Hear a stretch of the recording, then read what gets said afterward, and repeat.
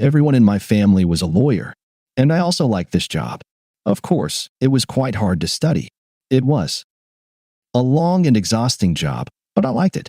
Studying took almost all my free time, but I liked to study. Various intricate cases, masterful moves of famous lawyers. I found interesting points in the legislation. Study the application of these laws in practice. When I was young, I had little fun. I didn't like noisy parties with a bunch of drunk teenagers. I didn't see anything good in it. I liked to spend my free time in a quieter place.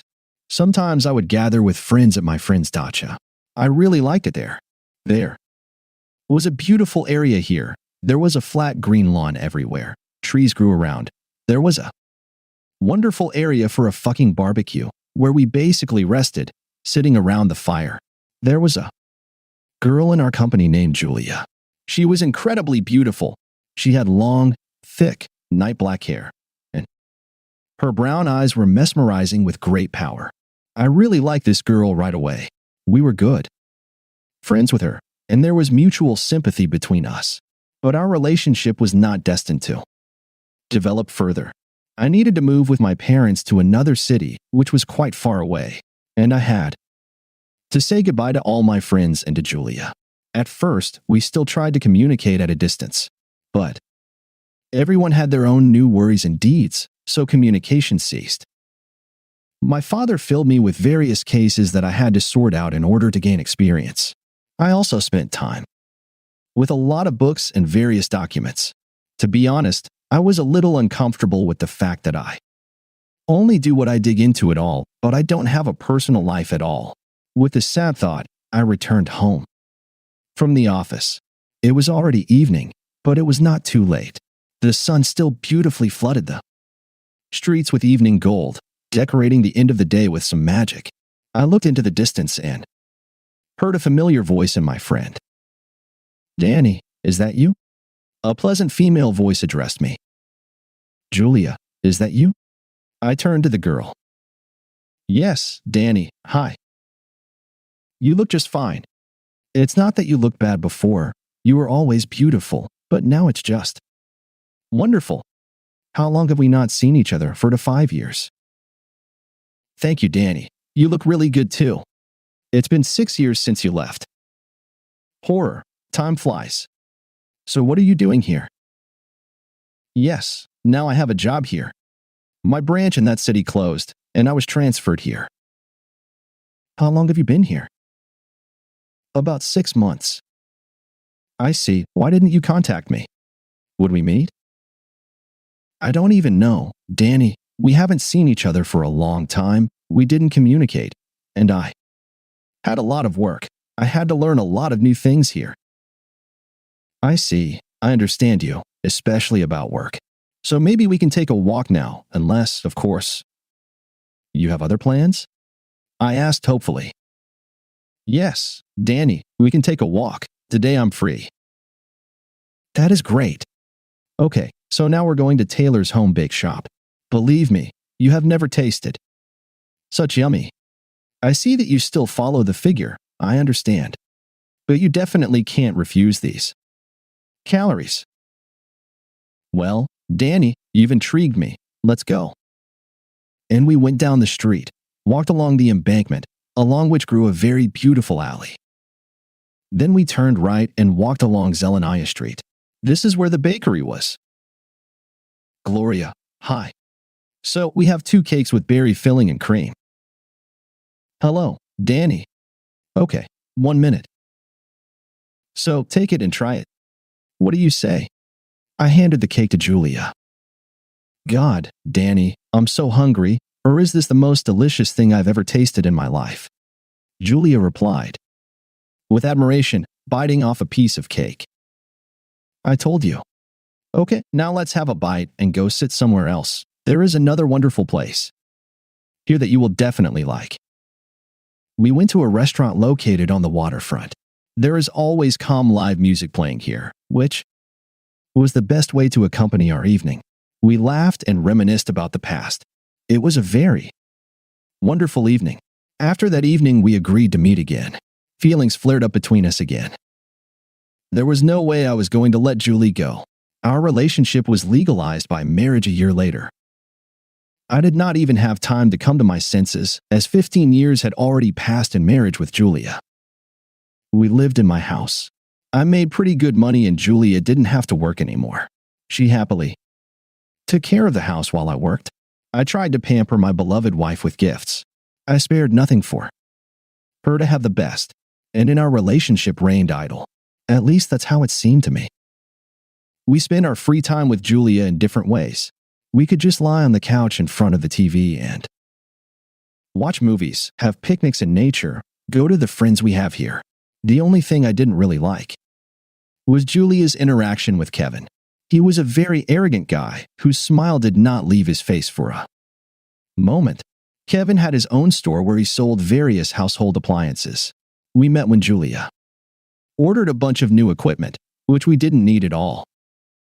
"Julia, why did you order so many vehicles? I got a huge bill," I said indignantly. "Honey, I visited a great store." "Yes, in general, the amount turned out to be decent, but in general it is much cheaper than it cost in other stores," Julia answered. "Yes, but are you sure that this is a high-quality equipment from the manufacturer and not a Chinese fake?" "Danny, the store owner assured me that these are genuine products from the manufacturers. He just has very good discounts. He showed me all the certificates of quality."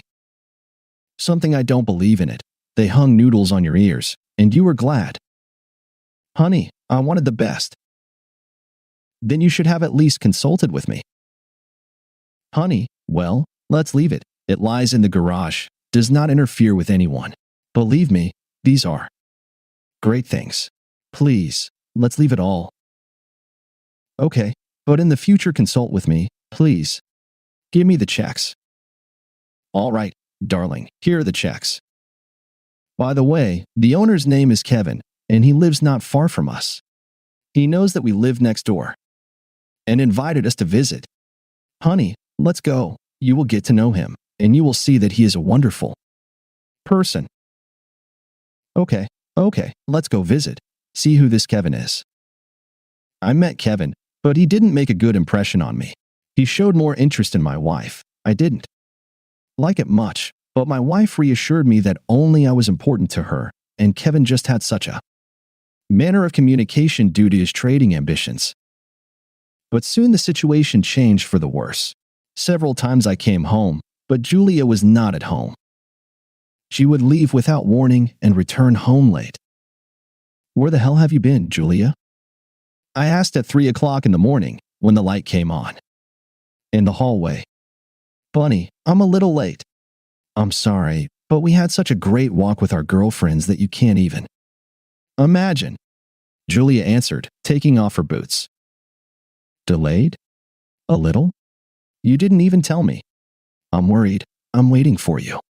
And you don't even bother to pick up the phone when I call you. Or at least call me yourself and tell me where you are and when you will be home." "Yes, honey, I'm guilty.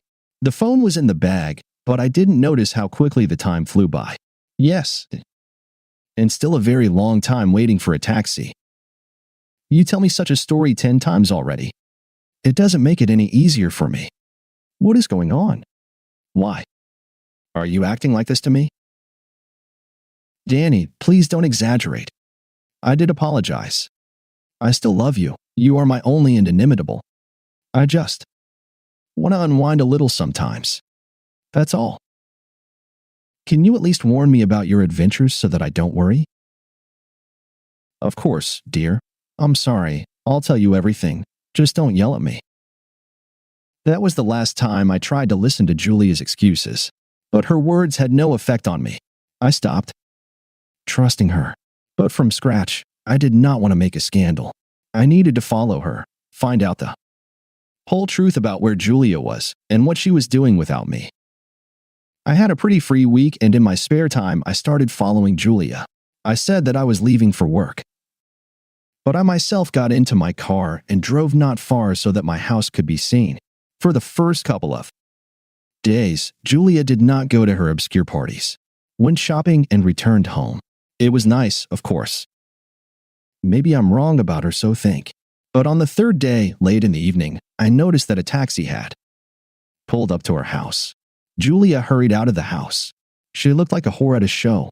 Bright lipstick, high heels, miniskirt. She'd never dressed like that before, and she must have been getting pretty wild. Because I got home pretty late this week. I followed the taxi. We stopped at a restaurant. Julia got out of the car and went inside.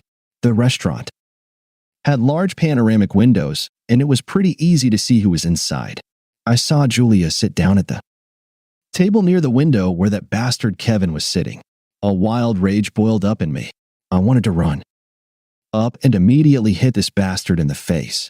But I restrained my emotions, continuing to watch how sweetly they smiled and laughed at each other. It seemed like an eternity had passed, but they sat in the restaurant for about an hour and a half. Then they left the restaurant and got into a taxi together. I followed them. They drove right up to Kevin's house, which was 4 houses from ours, very close. They went to Kevin's house. I saw a light go on the second floor. There were no curtains on the window, but there was no way for me to see what was happening there. And then I remembered that I had a small quadcopter with a camera in my garage. I quickly drove to my garage and returned with a quadcopter. I raised the quadcopter to the level of the window and saw this disgusting picture. Julia, with a naked ass, jumped on Kevin. Then he put her on all fours and began to have from behind. "Here you are, fucking bitches," I shouted. Incredible anger boiled inside me. I was ready to smash everything here to hell, but I tried to restrain myself. I realized that I would not forgive this disgusting betrayal. I felt that it was no longer my wife. It was a lustful whore who constantly lied to me. Apparently, this was not the first time. I felt sick from the fact that this creature then went to bed with me. I decided to take revenge on these 2 bastards so that they would pay a high price for what they did. I remembered that I had appliances at home that Julia bought from this bastard. I knew something was wrong with this product. I handed over the technique to the experts for analysis. It was a cheap fake that was sold under a well-known brand. Having learned this, I hired a couple of guys who were engaged in surveillance. They could easily enter any building. I paid them to get into Kevin's office. There must obviously be fake certificates and other documents that were clearly made with violations. Soon I had all the evidence that I could use to destroy Kevin. Julia's birthday was coming up soon. I have always spoiled her with impressive gifts. This time the gift will be no less impressive. It's Julia's birthday. Many guests gathered. There were relatives of Julia, friends. That bastard, Kevin, came too. I pulled on a huge white piece of fabric to point the projector at and show our family photos. And when all the guests gathered, I decided to make a toast. The celebration took place on the street. The area near my house was quite large. I went up to the small stage and took the microphone in my hands and called Julia to me. "Dear friends, thank you very much for coming to congratulate my beloved wife, Julia. You all brought her gifts, and I also have a gift for her. You all know Julia as a decent and sweet girl who is the guardian of our family hearth. She would never offend her husband and would not betray, and I would appreciate it immensely if it were true. But in fact, Julia is a hypocritical whore who is not worth a darn. Suck. Attention, free movies." I shouted, and pressing the button on the remote, turned on the video from the quadricopter where she was moaning and somersaulting with Kevin. "What it is?" Julia screamed. "Bastard, how did you manage to take it off?" Kevin screamed. Kevin jumped up from the table, which was directly under the stage. He tried to snatch the microphone from me, but I perfectly loaded him in the chest with a precise kick. "On, bitch, lie down a bit," I yelled as I kicked Kevin. Kevin collapsed right on the table, turning over all the snacks and drinks. "That's not all, you dirty bastard. I will destroy you. You will pay for everything, and there will be no mercy. And you, dirty whore, enjoy the holiday as a gift to you. I'm filing for divorce, and you will be left with a bare ass, like in this video. And now fireworks," I shouted. There was a pop of confetti, and an orchestra with trumpets and drums came out from behind the house, two people in front carrying a huge sign that said, "Julia is a whore, congratulations." I splashed an unfinished glass of champagne in Julia's face. Then he grabbed a large bucket of ice in which the drink was cooling, put it on the head of Kevin, who had just stood up in bewilderment, and kicked him again. Now you know more about Julia. And now everyone is gathered and gone home. The show is over. I kicked Julia out of the house that same evening, throwing all her belongings straight out into the street. I divorced her and, as promised, left her with a bare ass. I filed a lawsuit against Kevin and sued him. I received a substantial compensation for the fact that Kevin sold me a fake. He was sentenced to a decent term in prison for forgery fraud. I was satisfied with my revenge. It helped me cope with my resentment and the realization that I was living with a nobody. But now in my life there are only proven people in whom I no longer